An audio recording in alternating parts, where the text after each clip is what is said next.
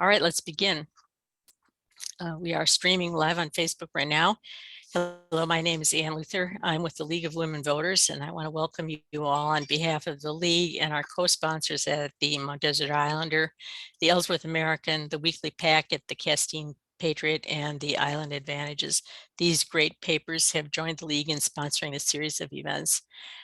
The League has been promoting voter participation for over 100 years. If you are interested in joining the League, we would welcome you as a member or volunteer. Our website is lwvme.org.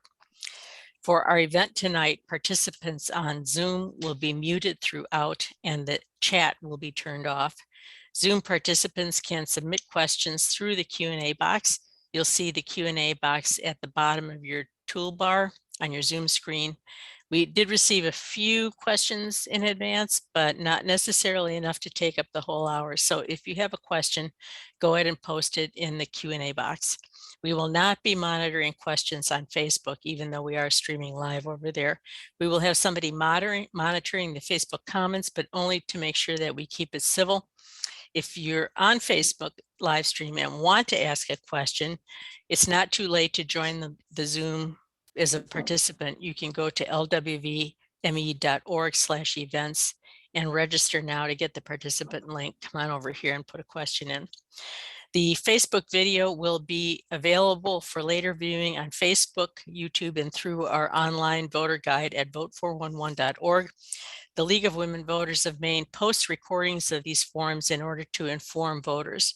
These recordings are unedited. Viewers may share or embed the complete video. However, no parties are authorized to download, edit, or distribute any part of this recording without written consent from the League of Women Voters of Maine. Excerpts and/or edited clips of the recordings may not be used for partisan, political, and/or campaign purposes. We appreciate your cooperation on this. Let me now introduce our moderator for tonight, Faith D'Ambrose. Faith is managing editor of the Mount Desert Islander. She is also past president of the Maine Press Association. We're very pleased to have you in charge tonight, Faith. Take it over. I'll be back at the end. Thank you, Ann. And thank you to the League of Women Voters who have done an amazing job putting together all of these forums. So we have some ground rules. We've got some candidates, we've got some questions, and by the end we should hopefully have informed voters. So here's how it's going to be tonight. Each candidate will have 3 minutes to make an opening statement. Both candidates have been asked to respond to 3 questions that they have received in advance. So those 3 questions will be posed to each candidate and they will have 3 minutes to answer them. Candidates will then be presented with questions posed by the audience. Questions will be selected by the moderator and may be reworded or combined or amalgamated. A question may be posed to a single candidate, but the other candidate will be given the opportunity to respond. Responses will be limited to 2 minutes, and we anticipate there to be time for about 4 questions from the audience. Finally, each candidate will be given 2 minutes to present a closing statement. So we are here tonight to talk about House District 14, which is a slightly different district than was in the last election cycle due to redistricting. So House District 14 going forward will include the towns of Bar Harbor, Cranberry Isle, Lamoine, and Mount Desert. So we've got two candidates in this race. So in alphabetical order, we've got Steve Coston. Stephen Coston grew up in Maine and graduated from Husson University. He is a partner at Coston, McIsaac, and Shea Investment Advisors in Bar Harbor. He owns or co-owns 8 lodging properties in Bar Harbor. From 2017 to 2020, Coston served on the Bar Harbor Town Council. He is a volunteer on the town's Parking Solutions Task Force and a director for 2 local nonprofits. Coston remains involved at Husson, where he serves on the Board of Visitors. He is excited to have the opportunity to invest in his community, to volunteer for many local causes, to contribute to local organizations, and to help create businesses that employ roughly 100 people on Mount Desert Island. Lynne Williams, she is the incumbent currently in the seat, which at this point represents the towns of Bar Harbor, Lamoine, and Mount Desert. She has been involved in politics and government for many decades as a member of the Bar Harbor Conservation Commission, chair of the Planning Board, and currently a member of the town's Harbor Committee. Her legislative work as a member of the Transportation Committee has included improving public transportation throughout the state. Lynne's other key issue is protecting our waters from threats, such as the proposal to place a massive salmon farm in Frenchman Bay, which she helped to defeat. So that's Lynne, that's Stephen. It's nice to have you here. So the 3 questions given in advance, and we'll rotate the order. We'll begin with Lynne. So Lynne, what are the impacts of climate change in your district, and how can they be addressed by the legislature? I'm coming off mute here Okay. just for a second to say, don't forget to Yeah. let them make their opening statements. Oh, yes, I'm so sorry. Yes. Oh, questions. We have plenty of time for that. All right, you two. All right, Lynne, since I already called on you, why don't you do your opening statement Okay. first? I'll work on my notes while you're doing Thank it. you, Peg. Nice to see you. Thank you to the League of Women Voters for organizing this forum and giving us the opportunity to present our ideas about issues and policies relevant to House District 14, and in many ways to the state as a whole. In the 2 years that I've been in the legislature, I have had my eyes opened regarding not only the needs of those living in what is now House District 14, but also the opportunities for addressing those needs.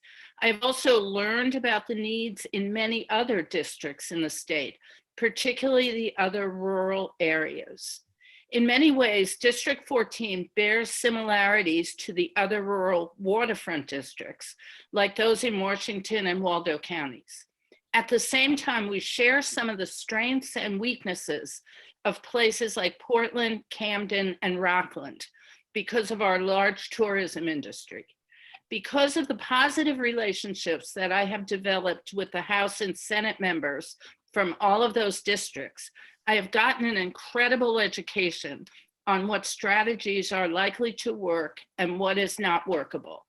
My work on the legislature's Transportation Committee alone has given me insight into how we can work to tie our regions of the state together and create transportation options for those without personal vehicles or reliable vehicles. My work with other legislators who represent areas that are also threatened by massive industrial aquaculture projects, such as the salmon farm that was proposed for Frenchman Bay, has led to creative partnerships whereby we can support each other's efforts and utilize strategies to protect all threatened areas, not just our own district. In summary, I am running for re-election to the House so that I can continue the work that I've been doing during the last 2 years, but also prior to that time. In addition to my work on public transportation and water issues, I intend to work tirelessly, if re-elected, to create an office of the public defender. Maine is the only state in the nation that does not have a public defender's office. And as an attorney, I am very concerned that we as a state are violating the 6th Amendment to the US Constitution by failing to provide attorneys to indigent defendants. I'm looking forward to presenting my thoughts on the assigned topics this evening, as well as commenting on any questions that may be submitted. Thank you. Thanks, Lynne. Stephen? Yeah, thank you. So I'm from Maine. I grew up in Maine, and I think a lot of my thoughts and positions on various things reflect that, in the sense that my goal is to bring a practical perspective and try to best address the practical issues that people in our district and across the state of Maine are dealing with every day. And so I have experience. I built a business here on Mount Desert Island. I understand what it takes to get things done here, and I believe that that experience would serve me well in this capacity if elected to the legislature. In general, I have a bit more of a skeptical view of government. I recognize that politicians are people just like the rest of us. They are fallible. And for that reason, my perspective is generally to try to empower people to help themselves and to reach their goals. So a little bit of a lighter touch. I think that Maine struggles with competitiveness, overregulation, and certain issues related to taxation.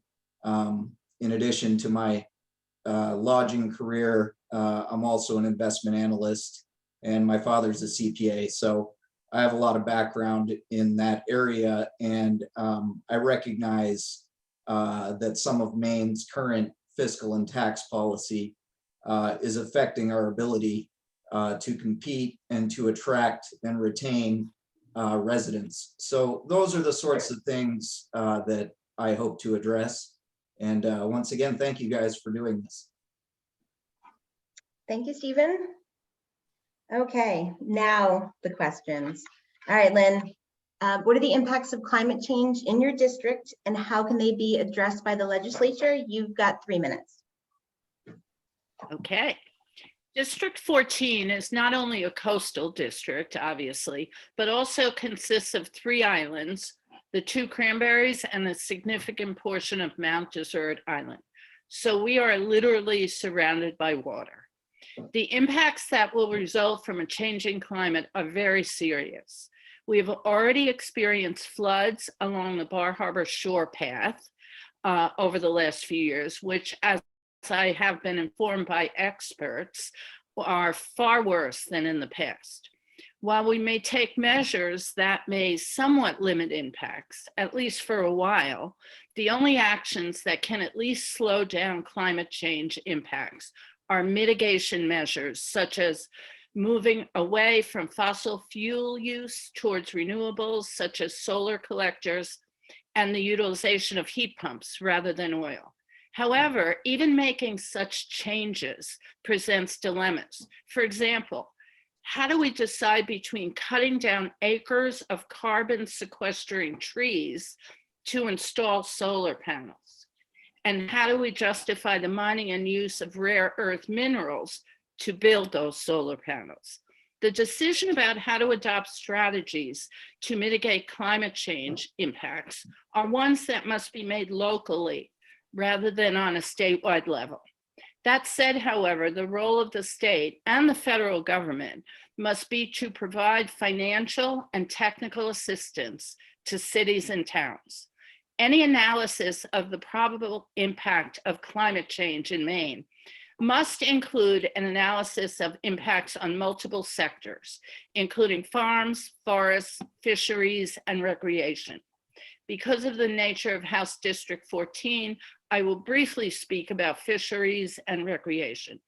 Predictions pertaining to fisheries typically focus on temperature changes, but often don't account for unpredictable events, such as the sudden presence of pathogens in the water, sea level rise, and ocean acidification. The question then is how the state, the legislature, and the executive branch can support those towns' impacts by such events. We can prevent or lessen much of the worst impacts by supporting and assisting towns and cities to increase energy efficiency, support green building practices, and sustainable land use practices, increase access to public transportation throughout the state, as well as increasing the number of electric charging stations. One example of a positive step here in District 14 is the purchase of 1 electric school bus last year and 6 more recently by MDI High School. I'm done. Perfect. Thank you. All right, Stephen, what are the impacts of climate change in your district and how can they be addressed by the legislature?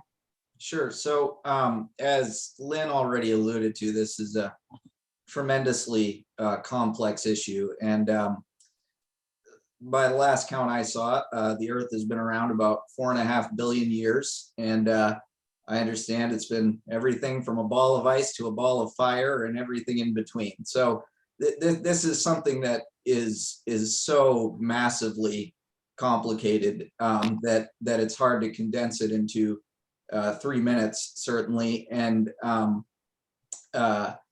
the first thing I would say, and this isn't, I don't say this, happily, but unfortunately there is no magic bullet to climate change, whether we're talking on the longer time scale, as I just alluded to, or the shorter time scale and the impact that human activities have on the environment.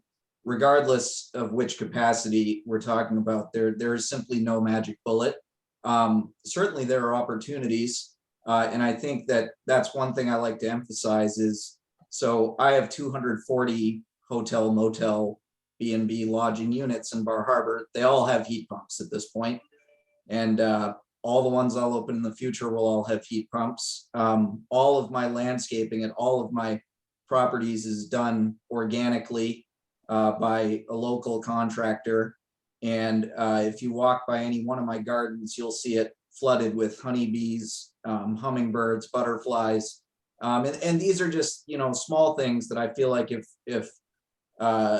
that I feel like I can do to contribute positively to the environment. And I think a lot of us recognize that and are making those choices. And I think it's important that we continue to make those choices on the legislative scale. Again, unfortunately, I don't think there's a magic bullet. And I think when you have an issue as complex as this and as broad scale as this, you have to be very careful that you don't make very large mistakes. I think when you have a big issue, you can potentially make big mess ups. And so I think it's important that, so for example, I don't think it's reasonable to say, like, let's just halt the use of fossil fuels or take investment away from the petrochemicals industry. And some of these taglines and things that you hear, they're just not realistic. Petrochemicals are in everything from the chair you're sitting in to the device you're watching this on. And it's going to take time to transition realistically, in directions that reduce emissions. And even if you were to take every gas car off the road in America, globally, transportation only accounts for 14% of carbon emissions. So this is a massive problem, and we need to be really thoughtful. And I think we can do that. All right, well, you guys are pretty well timed with your questions. All right, so Stephen, you're up first on the second question. What are the major economic problems in your district, and how do you propose addressing them locally and in the legislature?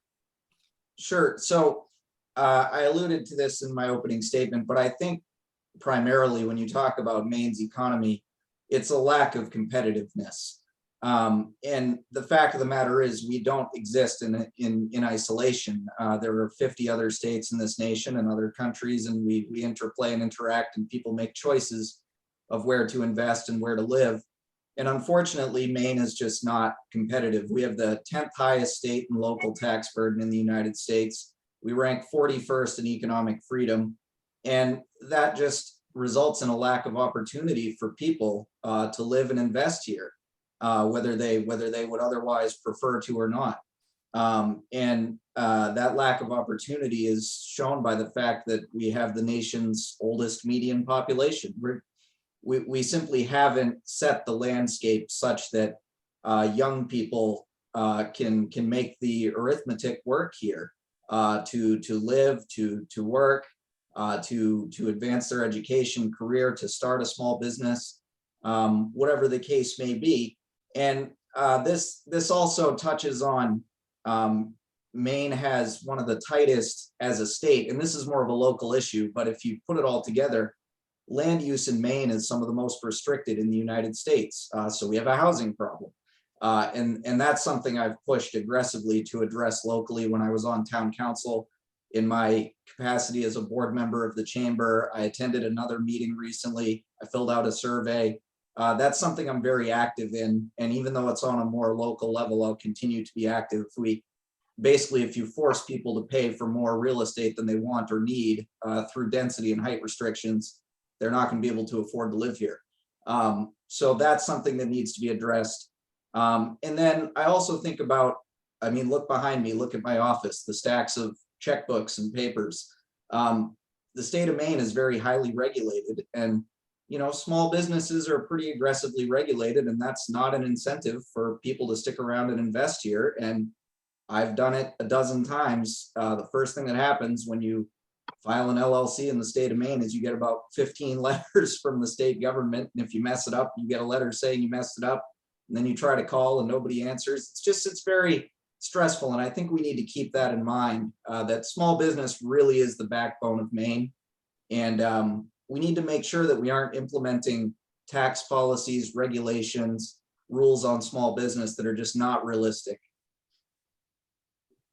And that's, I know I still have time, but I'm going to go with that. You don't have to use all your time. It's good. All right. So let's see. Question number 3. Lynn, what are the challenges for healthcare in your district, including mental and behavioral health, and how should the legislature address them? Okay, Faith, was I not to respond to?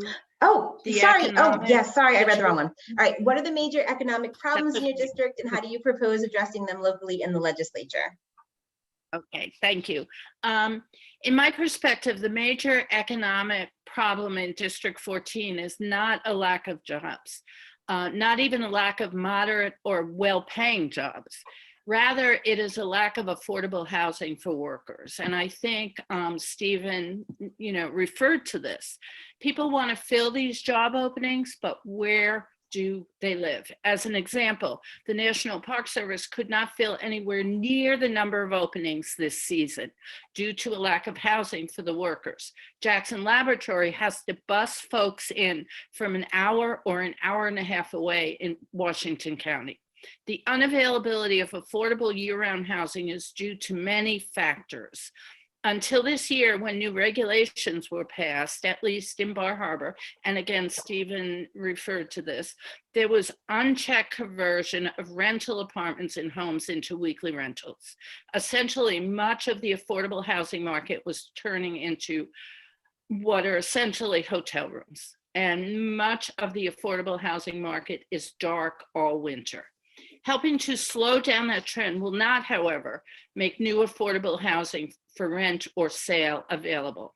That will take a concerted effort to actually build more housing for rent or sale at affordable prices. While some entities, such as the National Park Service, the Island Housing Trust, and MDI 360, are already building or planning to build such housing, until we stop the unchecked development of weekly rentals and hotels that are not open year-round, at least in the district's largest town, Bar Harbor, this effort will be likely to fail. That said, the efforts by 3 nonprofits, Jackson Lab, MDI Biolab, and Mount Desert Hospital, to create affordable housing for some of their employees is laudable. Yet only an ongoing concerted effort to create new year-round housing will make such housing available for workers throughout the district, and only then will we get these workers. Some of the strategies can include creating homes, using a model similar to what the Island Housing Trust uses, where they build houses and sell the house, but not the land, to the new owners, making it more affordable. The 2021 Maine Housing Report pointed out the problems with how we deal with housing in the state, and did in fact recommend changing zoning restrictions, allowing accessory units, and doing such creative things to promote more affordable housing in the communities. And I think this is what we need to do first and foremost to impact. I'm done. Thank you. No problem. Okay. Question number 3 for real this time. All right, Lynn, back to you. What are the challenges for healthcare in your district, including mental and behavioral health, and how should the legislature address them? Thank you for this question. This is a very close to my heart situation. The major challenge for healthcare in our district is access, particularly for behavioral and mental health care. The recent Hancock County Community Health Needs Assessment has identified the county's top necessary health priorities as mental health care, looking at the determinants of health and substance and alcohol abuse. The availability of mental health providers is also most frequently mentioned barrier in the towns in our district. It should be noted that in April of this year, Maine became the 7th state to sign the Interstate Counseling Compact. Once 3 more states sign on, mental health counselors will be available to move their practice from one of these states to another, or even to practice in one or more of the states who have signed on to that, thereby making more counselors available to the people. A second priority is access to care. Staff shortages, burnout, particularly during the pandemic, lack of insurance coverage, and lack of transportation are key causes of the difficulty of accessing healthcare. Telehealth is a good resource in District 14 because we do have relatively good broadband access, but many residents do not know about the availability of telehealth services or even what that means. We need to get the message out there. Older adults, often living alone and facing limited access to healthcare, often due to a lack of transportation, face a serious problem. Many of our services that older adults face must be treated at a significant travel distance, often in Bangor or even Portland.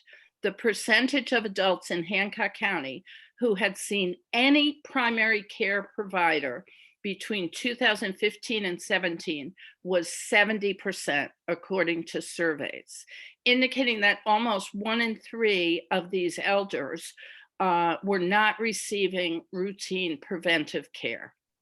MDI Hospital has had problems recruiting medical personnel due to the aforementioned unavailability of housing, and they have taken the initiative to obtain and develop some housing.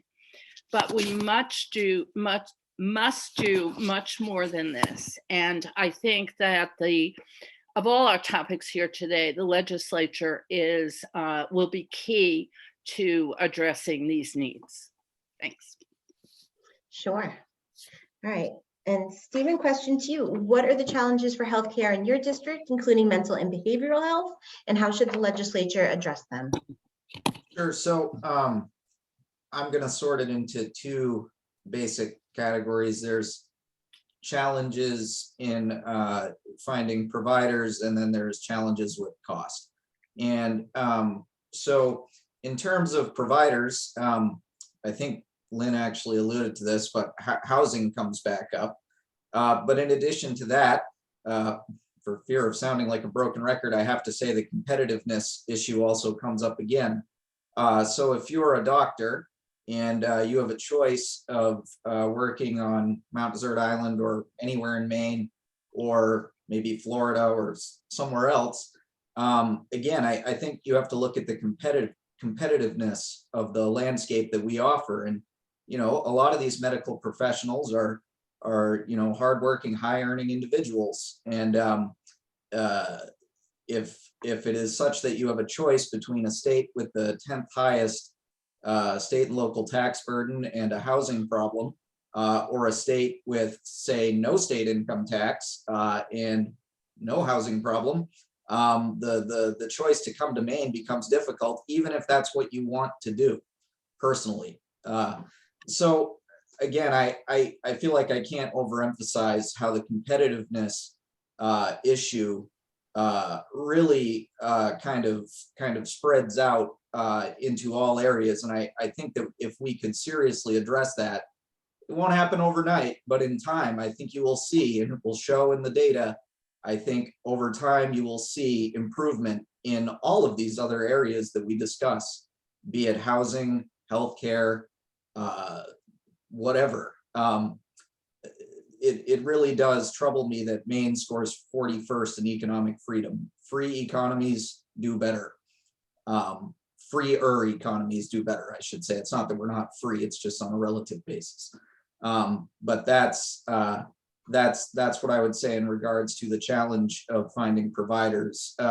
In terms of costs, we need a lot more than 3 minutes because it's one of the most complex sectors of the economy. But it's interesting, if you look at a cumulative chart of inflation, I have one in front of me from 1996 to 2016. The categories that have seen above average and the highest levels of increase over 20 years are college tuition, healthcare, childcare, food, and housing. Those are all the categories where the government spends and regulates like a drunken sailor. And then the categories that are below average are cars, furniture, clothes, cell phones, TVs, toys, where the government doesn't spend or regulate to any particular noteworthy degree. So I think we have to be cautious in terms of how involved the government is in Oh, healthcare. time's up. You were done anyway, right? I was. All right, perfect. Okay, so let's see. We got some questions from the audience as well as some other ones submitted. Let's see. All right, if we want to talk about housing, because you know, as something we write about a lot in the newspaper, I know it's on top of mind, and it's on top of mind for one of our attendees. So do the candidates agree with the statement that a shortage of year-round workforce housing is the biggest issue facing the town of Bar Harbor? Please provide your reasons why you agree or disagree with this statement. So again, shortage of year-round workforce housing. Do you believe it's the biggest issue facing the town? Stephen, you first. The town of Bar Harbor? The town of Bar Harbor. Oh, it's a hard question to answer. I would lean towards saying yes. In terms of the immediate, the here and now, the short term, you know, what I hear day in and day out from my staff members, my friends, people I know, I would have to say it is. It comes up all the time. It's just very hard to find a place to live in Bar Harbor. So I would say it is I believe the question was, is it the biggest issue? Is it the biggest issue? Yep. And why, yeah. or do you agree or disagree? I agree with that. The one thing I would say is, I do really think we need to look harder at land use and zoning, because, you know, we can talk all we want about rentals. That's actually been addressed, and it hasn't been a magic bullet. And in terms of, you know, business being at odds with affordable housing, I don't see it that way.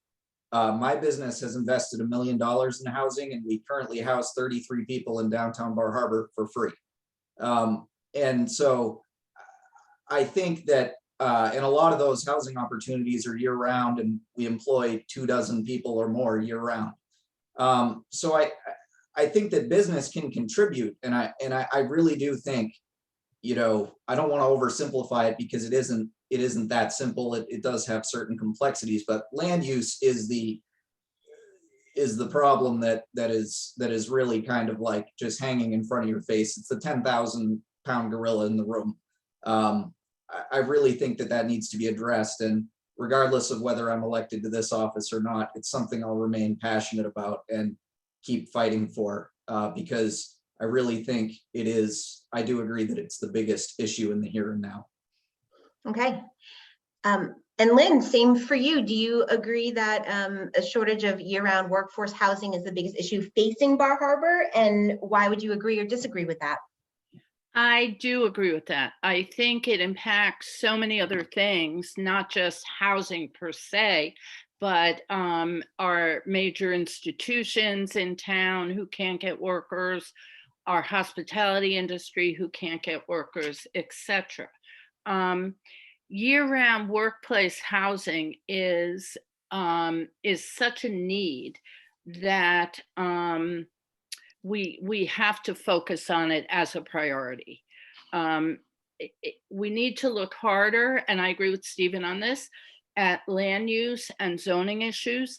The speaker's recent bill last year, or at the end of the session, did make changes to state law and allowing towns to look at accessory units on single family home properties, and other sorts of amendments to land use law that I think Stephen and I agree. We need to look at land use law and what we can do in the zones in our towns to support the workers that we need coming to town. So yes, I think it's a major issue that has to be looked at, not only by the state and the legislature, but by the local towns. Great. I always love when candidates agree on something. All right, so we got a number of submitted questions. This from a young voter group. As a young person who you might represent, I'm curious what your priorities are for youth engagement in Maine. And Lynn, you can go ahead and start that one. Okay, I have worked in the past on some aspects of youth engagement in Maine. I myself have a youth in the family, my son Brendan, who coincidentally is running for the South Portland City Council. I'll throw in a plug. And my generation was very involved politically. And then there was a lull, for many years, for many decades. Not that there weren't young people involved, but it wasn't such a thing as my involvement in the 70s and early 80s. And now it seems to be coming back. And groups like the Climate to Thrive and things like that are showing that the youth really, really need to be involved and want to be involved. I think one of the keys to keeping them involved is trainings and different things that they have access to learn how to campaign, to learn how the legislature works, to learn how to put their message out there to people. In the last session, we had invited many youth organizations and groups to come to the legislature. And we spent a lot of time with them. And I'm hoping that many of those young people will run for office in the future. Thank you. Sure. All right. Should I answer that one as well, or? Yeah. As a young person who you might represent, I'm curious what your priorities are for youth engagement in Maine. Sure. So I think in terms of engagement, whether it's youth or people of any age, and I feel very strongly about this, and I've said it many times, dating back to when I was on town councils, I think it's key that we maintain a level of civility. And I'm a big advocate of civility and understanding that just because you disagree with someone does not mean that person ought to be your enemy. I have a quote taped on my wall, both sides lost, and they lost because they became sides. So I feel very strongly about just trying to be a model of, we're going to disagree. We're going to have different positions, sometimes strongly, and we're going to argue and whatever. But you can do it in a way that is constructive and conducive to positive conversations and outcomes. And I think especially for the youth who may be, scared to cross that line of getting involved. It's kind of scary to get involved. I got involved in town politics when I was very young, in my mid-20s, and it can be frightening and it can be hostile. And I think to the greatest degree that we can make it not hostile, I think it encourages young people to feel comfortable participating, but also people of all ages should feel comfortable to participate. So I think that's a really good question. And I'm glad that was asked. All right. The Maine lobster industry, a $725 million industry, has faced its share of challenges lately. There's right whales, offshore wind, warming oceans, and significant drops in value to contend with.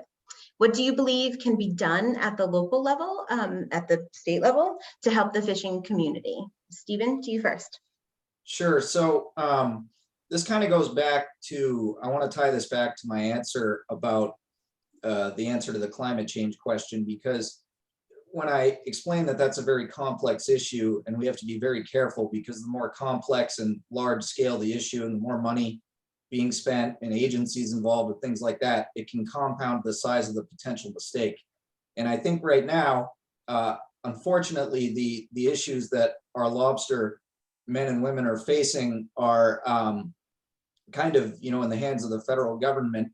Not that there's nothing we can do. There's certainly many things we can and should do, but it's the NOAA that right now has our lobster industry on the ropes. And if you look back, that agency was created 52 years ago as an amalgamation of other smaller agencies who did things like conduct research and provide coastline surveys.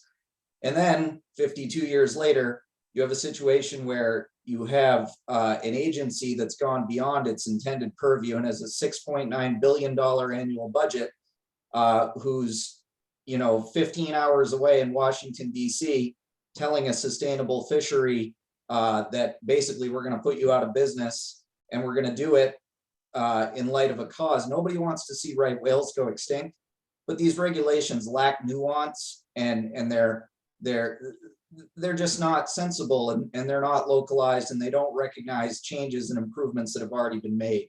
So I think we have to be careful about these things, and my sympathy is with the lobstermen, and I hope that in the future we can make progress in bringing some of this stuff back on a more localized level so that we can make more sensible decisions. Great, thank you. Lynn, the Maine lobster industry, a $725 million industry, has faced its share of challenges lately. There are right whales, offshore wind, warming oceans, and a significant drop in value to contend with.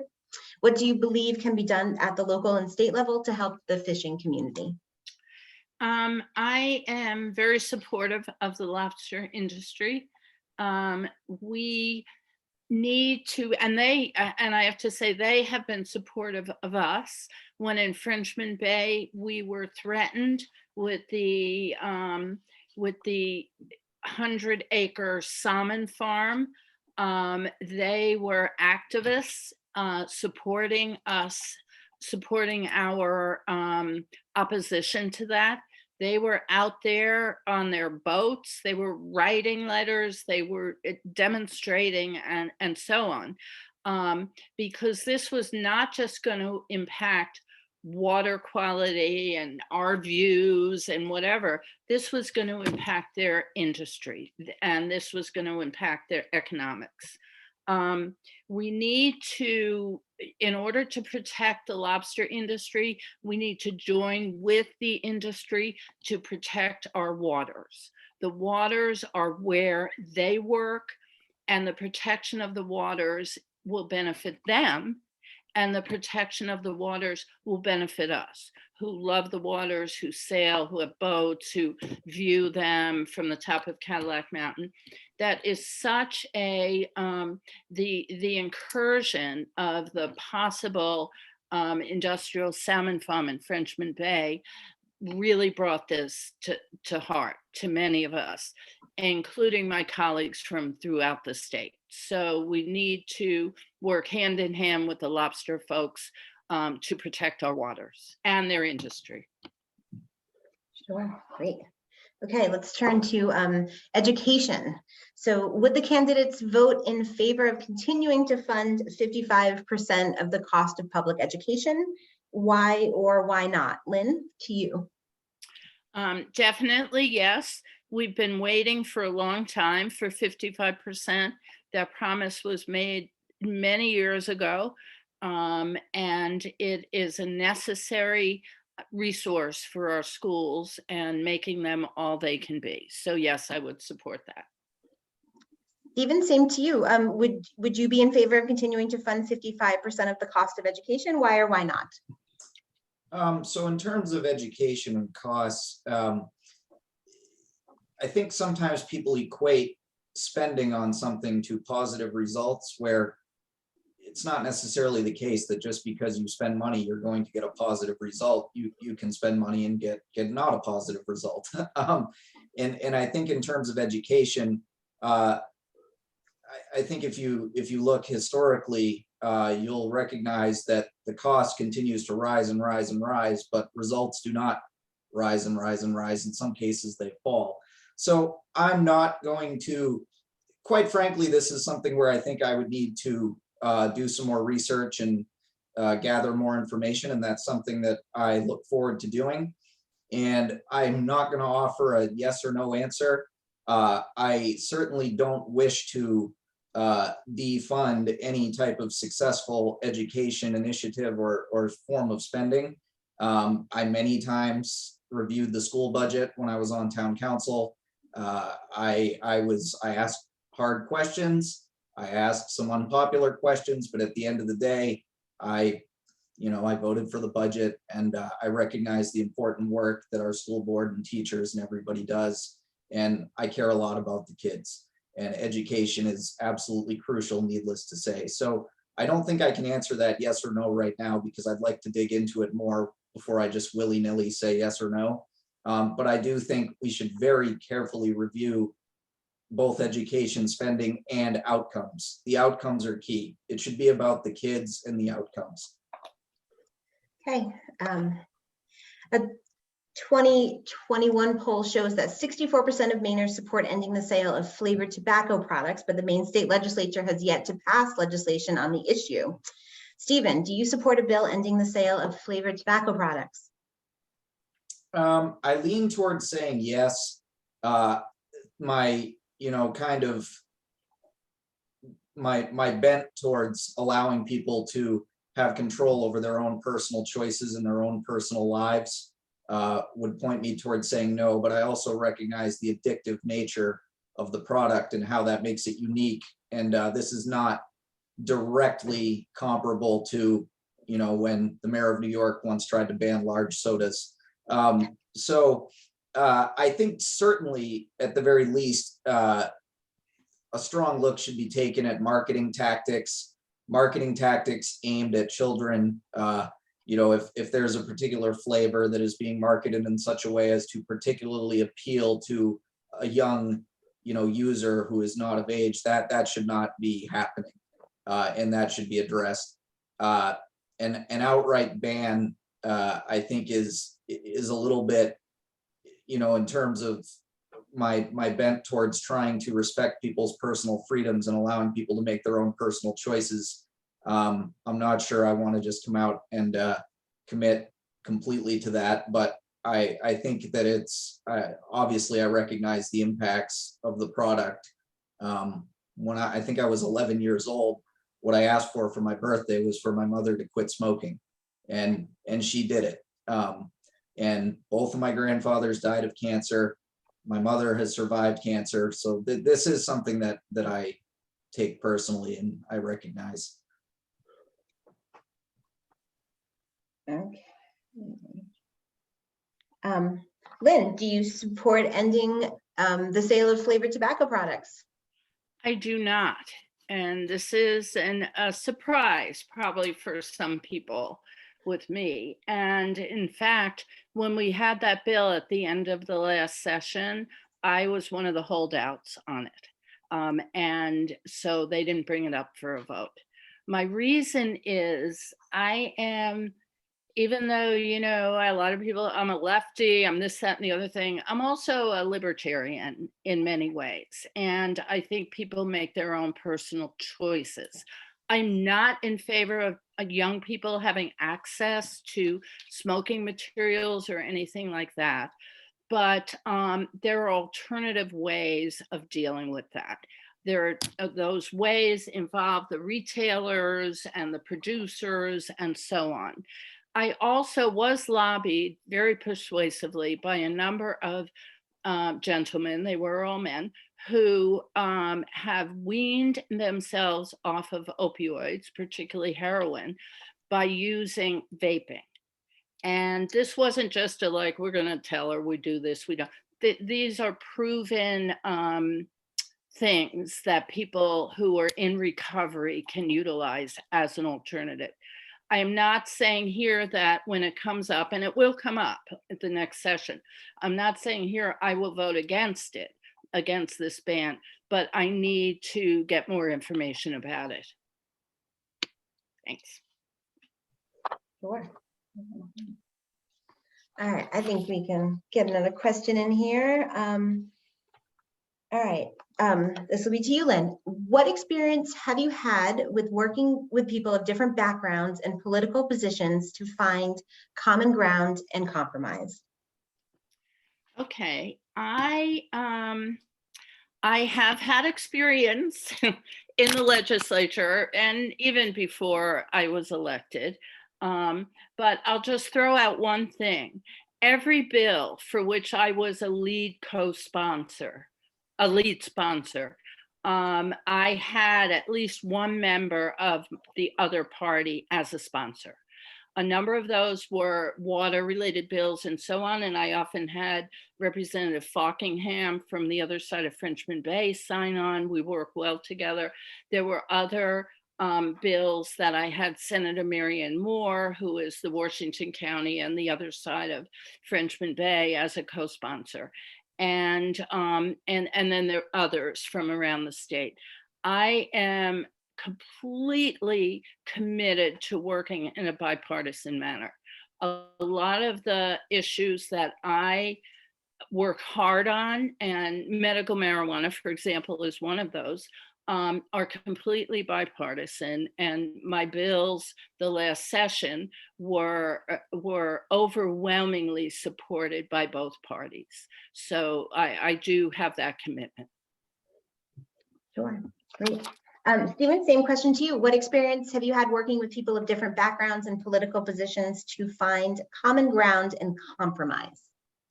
Oh, geez, that's a hard one to answer because my entire life is working with people with different political positions and backgrounds, whether it's my personal life. One of my absolute closest people to me was a college professor who could have not been further from me on the political matrix, but she had a huge positive impact on me. And I was one of 3 people who were there with her when she unfortunately passed away. So from my personal life to my professional life, in my business, I employ 100 people. They're from probably a dozen countries, all over the United States, locals, people that aren't local. We have to work together. If we want to accomplish our goals, we work together. My work on nonprofit boards, and my time on the Bar Harbor Town Council. I lost a few votes, 1-6. It happens, but there were also a lot of 4-3, 5-2, 3-4, where I was working with my counterparts, and I always had good relationships with my counterparts, regardless of their or my political leanings. And I think that I very well recognize the importance of, it's like I said earlier, you have to accept that just because you don't entirely agree with somebody, that doesn't make them your enemy, and it doesn't mean that you're not on the same side. We all want improvements, and we all want to achieve our goals. So I think I have I think I have so much experience with it, it's hard to narrow it down. All right, one more question and then we'll go to closing statements. All right, so Stephen, this one will be to you. Now the Supreme Court has overturned Roe versus Wade. Should Maine's abortion law change? And if so, how? Please be specific. No, I don't think Maine's abortion law should change. I think that there are a lot of things that we've nitpicked throughout this debate in terms of legislation. Maine's abortion legislation is not one of them. I think Maine's got that right. And I would not propose nor support any changes to Maine's existing abortion legislation. And I think public opinion clearly shows, I think 65% of people in Maine have been shown not to support any changes either, or have decided that they view the existing law favorably. I can't remember exactly what the wording was, but I think that legislation is safe and should be supported in its current state. Okay, Lynn, same question to you. Now the Supreme Court has overturned Roe versus Wade. Should Maine's abortion laws change, and if so, how? No, I do not think it should change. I agree with Stephen on this. One thing I think we need to do in the state, though, is look at supporting having more facilities. We only have 2. We have the Planned Parenthood in Portland, and we have the Mabel Wadsworth Women's Health Center in Bangor. And I think we need more facilities for the women who are seeking an abortion, and or even just reproductive health care. So that's all I would add to that. But I support keeping the law in Maine as it is. Great. You guys are making my job easy. All right. So that is all the questions I could have time to pepper you with. And now we'll go to closing statements. So since Lynn started, Stephen, you can start this one. Sure. I would, first of all, thank you to the league who put this on in the Islander, Ellsworth American, etc. Thank you, Lynn, for participating. But especially thank you to everyone who participated. Like I said, I've been involved in local government, and I'm running for this state office now. And I think that sometimes on a local and state level, I think that we all deal with sometimes a lack of participation. So a big thank you to everyone who participated. And I hope that this was enjoyable, useful, helpful. And please tell all your friends, family, and everyone to continue to participate or continue to participate, because at the end of the day, whether you vote for me or not, I appreciate your participation, and it's all about you. You're the ones we're here to work for. So thank you. All right, Lynn, to you, closing statement. Thank you, Faith. I'll continue the kumbaya moment. Thank you again to the League, to the Islander, the American, and the other news outlets that have hosted this interesting and informative debate. I hope everyone listening learned something new about the candidates, our government, or specifics about the topics we discussed. In summary, I am running for re-election to the House from District 14 so that I can continue to work hard for the people of the district. We have so many creative, smart folks in District 14, and it has been a pleasure to hear their ideas, and for some of them, help them solve issues regarding state government.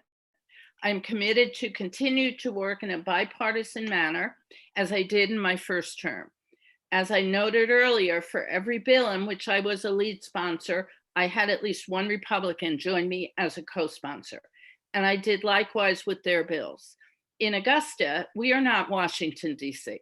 While we can certainly engage in debates and argumentation, at the end, it comes down to what is best for Maine and the people who live here. I would appreciate your vote on November 8th, and I thank you for your time tonight.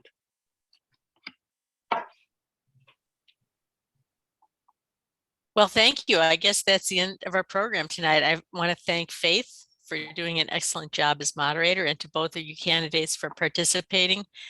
Those of you who are on the Zoom list and those who registered and did not show up, we'll be sending around a message with a link to the recorded video, which I hope you will share with your people and your friends so that as many voters as possible can watch this event. I think the candidates did an excellent job of presenting themselves and their views. Thank you both for your willingness to run and serve if elected. And once again, thank you to Faith and her paper for sponsoring tonight. And our next events are on Thursday beginning at 5:30. I hope we'll see some of you then. Thanks again. Bye-bye. Thank you.